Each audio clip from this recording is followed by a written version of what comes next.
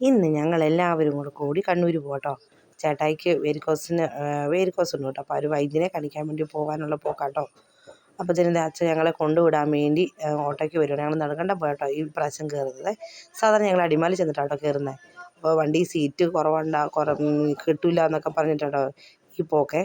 അപ്പോഴത്തേന് ഇച്ചിരി നേരത്തെ ഇറങ്ങി. അവിടെ ചെന്ന് കഴിഞ്ഞപ്പോഴത്തേന് വണ്ടിയൊന്നും വന്നില്ല കേട്ടോ. ഇതോടെ നമ്മൾ നെടുങ്കണ്ടത്തിലെ ബസ് സ്റ്റാൻഡാണേ. അപ്പോൾ ഞങ്ങൾ കുറച്ചൊരു 5-10 മിനിറ്റ് നിൽക്കേണ്ടി വന്നു കേട്ടോ ബസ് വരാൻ വേണ്ടി.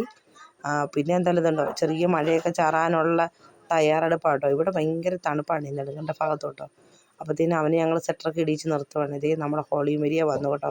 കുറച്ച് നേരം നോക്കി നിന്നപ്പോഴത്തേനും നമ്മുടെ ഹോളി മേരിയ എത്തിയിരിക്കുന്നു. ഞങ്ങൾ കയറി ഇരുന്ന് കുറച്ച് കഴിഞ്ഞപ്പോഴത്തേനും വണ്ടി പോകും കേട്ടോ. കാരണം ഇച്ചിരി ലേറ്റായിപ്പോയി ഞങ്ങളും എത്താനായിട്ട്.